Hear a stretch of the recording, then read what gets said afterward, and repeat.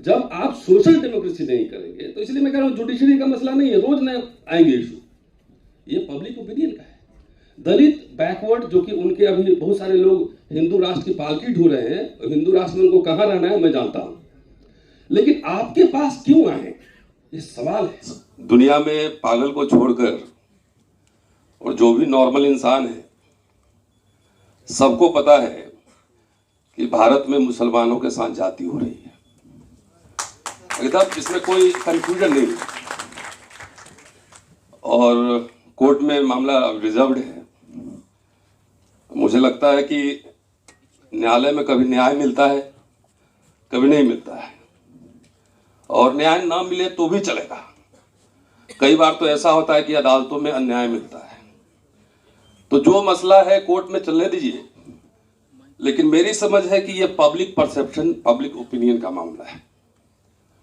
और डेफिनेटली मैं कह रहा हूं कि आपके खिलाफ पब्लिक ओपिनियन बना दिया गया है।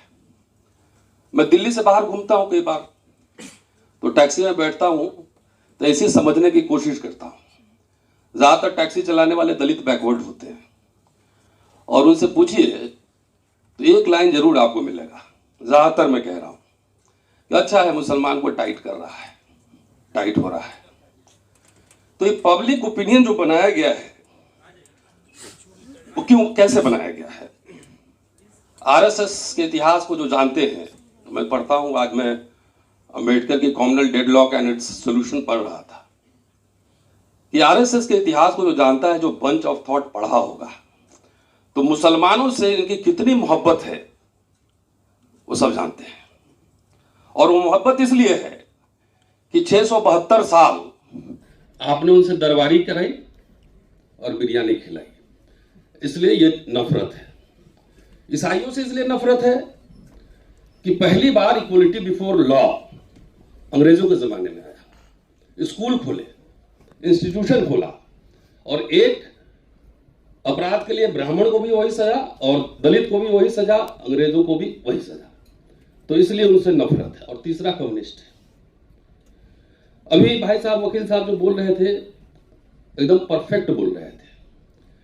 ये मसला जो है, कभी सीए आएगा, एनआरसी आएगा, कभी 370 आएगा, कभी कुछ और आएगा, अभी वक्फ बोर्ड है, और ये खत्म होगा तो अगला आएगा, वो भी मैं बता देता हूं। अगला आएगा झटका बनाम हलाल। झटका बनाम चल रहा है, अंदर चल रहा, अंडर करंट है। कई हमारे साथी आरएसएस बीजेपी की यूनिवर्सिटी में पढ़ाता हूं, तो एक जगह मैं बैठा हुआ था किसी कमिश्नर के पास, तो डेलीगेशन गया था एक झटका आंदोलन का। तो कितनी चतुराई से झटका जो काम करते हैं वो सब दलित ही होते हैं, और कैसे उनका इकोनॉमिक इंटरेस्ट उसमें इन्वॉल्व कर दिया गया है कि मुसलमान हलाल वाले लोग तुम्हारे हिस्सा का खा रहे हैं, तो अगला ये आंदोलन के लिए तैयार रहिएगा। तो पब्लिक ओपिनियन बनाने में हमने आपने कहा चूकी, ये सोचने का विषय है। और मैं अंबेडकर को ही कोट करके अपनी बात खत्म करूंगा कि कहते हैं ना कि हैदराबाद के निजाम बहुत कंजूस थे। ऐसा हम लोग सुनते हैं, पढ़ा नहीं है, सुनते हैं। अंबेडकर जब तक कि मुस्लिम लीग ने पाकिस्तान की मांग नहीं की, अंबेडकर और मुसलमान दोनों एक ही इंटरेस्ट पे लड़ रहे थे, Sikh, Anglo Indian, Muslims, Ambedkar. पूरे अंबेडकर की जिंदगी इस बात में लग गई कि we are minority in national life. दलितों को माइनॉरिटी कह रहे थे, लेकिन जब पाकिस्तान का जब डिवीजन आया, जब हो गया, तो एलीट सब उधर चले गए, बाकी यहां रह गए। तब भी अंबेडकर कॉन्स्टिट्यूएंट असेंबली में क्या कह रहे थे वो सुनने वाली बात है। तो अंबेडकर को सेकेंड गोल्ड में सम्मेलन में जाने के लिए राउंड टेबल कॉन्फ्रेंस ने हैदराबाद के निजाम ने स्पॉन्सर किया था।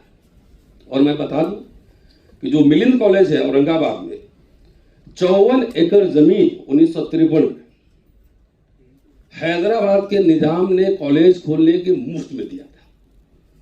वही नहीं, शेड्यूल कास्ट वेलफेयर के लिए 1 करोड़ का फंड इकट्ठा हुआ, उसमें से 12 लाख रुपए उन्होंने अंबेडकर को इंटरेस्ट फ्री दिया कि आप कॉलेज बनाइए। 56 से वो किस्त जाना था 50,000 पर ईयर। अंबेडकर का 56 में परिनिर्वाण हो गया। वो पैसे वापस हुए कि नहीं हुए मैं नहीं जानता, शोध का विषय है, लेकिन मुझे लगता है कि वो कर्ज माफ कर दिया गया होगा। ये बात मैं क्यों कह रहा हूं? इसलिए कह रहा हूं कि अंबेडकर ने कहा है कि विदाउट सोशल डेमोक्रेसी हम पॉलिटिकल डेमोक्रेसी अचीव नहीं कर सकते। आप सोचिए कि जो कंजूस नवाब जिसको कहते थे, 54 एकड़ जब आज भी है, मैं उस यूनिवर्सिटी में लेक्चर दे के आया हूं, बोल कर आया हूं। क्या दलित को हिंदू बना दिया गया है, मुसलमान को हिंदू बना दिया गया है, सॉरी बैकवर्ड को, और उसके पास एक कॉमन कॉज है ना, नाम एक तरह का है, संस्कृति एक तरह की है, बोली भाषा एक तरह की है। और हम ये भी जानते हैं कि उसके असली शत्रु आरएसएस बीजेपी के वो दलित हैं, क्योंकि इंडियन रिपब्लिक 50 साल में जो मिडिल क्लास बना है, जिनको वो अछूत समझते थे, वो मिडिल क्लास उठ के इनको जवाब दे रहा है। असली तो मार वहां पड़ी है, लेकिन आम मानस को, जनमानस को हिंदुआइजेशन कर दिया गया है। Do have any alternative? कोई विकल्प है? जब आप सोशल डेमोक्रेसी नहीं करेंगे, तो इसलिए मैं कह रहा हूं जुडिशरी का मसला नहीं है, रोज नए आएंगे इशू, ये पब्लिक ओपिनियन का है। दलित बैकवर्ड, जो कि उनके अभी बहुत सारे लोग हिंदू राष्ट्र की पालकी ढूंढ रहे हैं, हिंदू राष्ट्र में उनको कहां रहना है मैं जानता हूं, लेकिन आपके पास क्यों आए, ये सवाल है। कभी हमने वो साझा कॉमन इंटरेस्ट, कभी साझा दुख दर्द हमने साझा किया? नहीं किया। हर समय इशू आएगा। मैं स्टूडेंट था, बाबरी मस्जिद जब उस पर हमला हुआ था, उस समय भी हम लोग जंतर मंतर पर कहां कहां रैली निकालते थे। उस समय से लेकर अब तक रैली ही निकाल रहे हैं, कॉन्फ्रेंस ही कर रहे हैं। तो हमारे पास दो स्ट्रैटेजी है। एक तो शॉर्ट टर्म है, वो तो अदालत है। अदालत से कई बार सरकार जो अपने नहीं करती, अदालतों से करवा लेती है। अब हो गया, अदालत कह दिया तो कह दिया, अब कहां जाएंगे आप?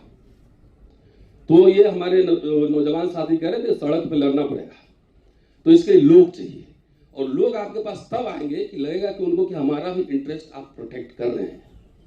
अगर 10 आप दलित बैकवर्ड को विदेश में पढ़ाए रहते, दुख की बात है कि ना अब नवाब है वो, न साहू जी महाराज है, न गायकवाड़ है, कोई नहीं। अगर दलित बैकवर्ड को, तो आपकी लड़ाई तो वो लड़ लेता ना, सामने दिखता कि हमने पीएचडी करवाई है इसको ऑक्सफोर्ड से, इसको स्पॉन्सरशिप हमने दिया है। तो जो एक फिलैंथ्रोपी का काम है, तब आपको क्यों बोलना है? आपकी लड़ाई तो ये लोग लड़ लेगा। तो इसलिए मेरा एक प्रस्ताव है कि ये लड़ाई ऐसा नहीं कि वक्फ बोर्ड का खत्म हो जाएगा तो ये रुकने वाली है, ये अनवरत चलती रहेगी। अब कोई मुसलमान विदेश नहीं भेजेगा, क्योंकि उसके लिए पासपोर्ट वीजा सब लगवाना पड़ेगा।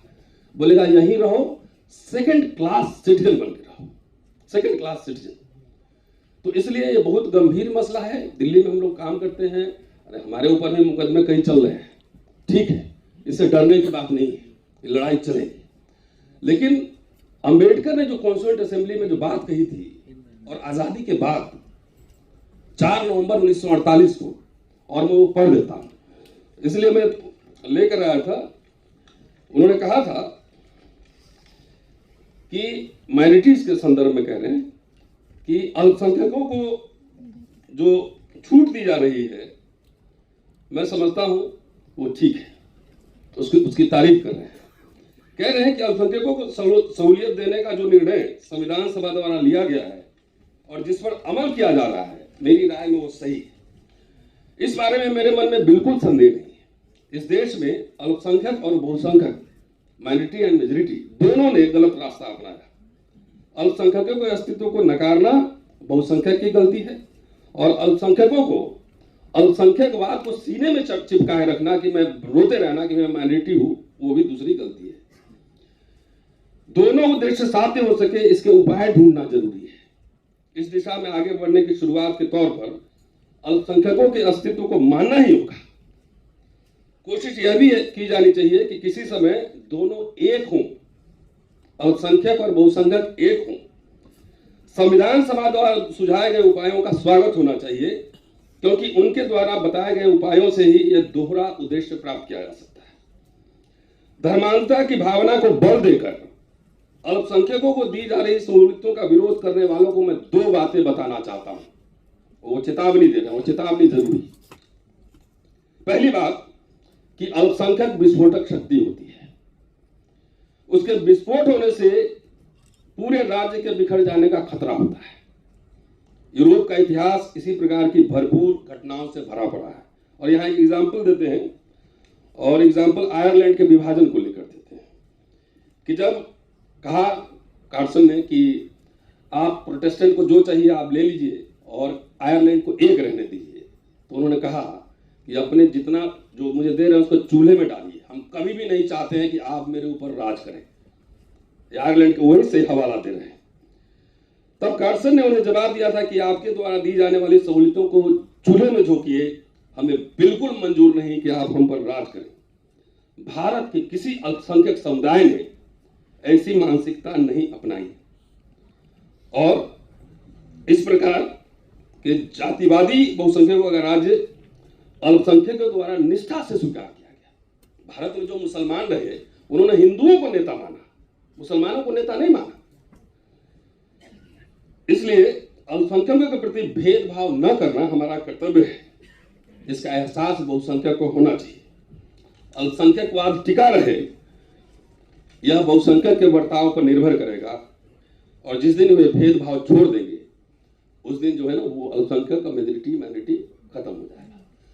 तो मेरा ये प्रस्ताव है कि लड़ाई तो हम लोग लड़ेंगे ही, हम लोग तो आइडियोलॉजिकल आदमी है ना। तो आप मुझे चाय पिलाएं चाहे नहीं पिलाएं, नदीम भाई जहां बोलते हैं हम लोग खड़े हो जाते हैं। एक लॉन्ग टर्म बनाइए कि आप बहुत सारे एग्जाम्पल्स हमने दे दिए और ये सोचने की जरूरत है, ये आपके ऊपर मैं छोड़ देता हूँ। शुक्रिया।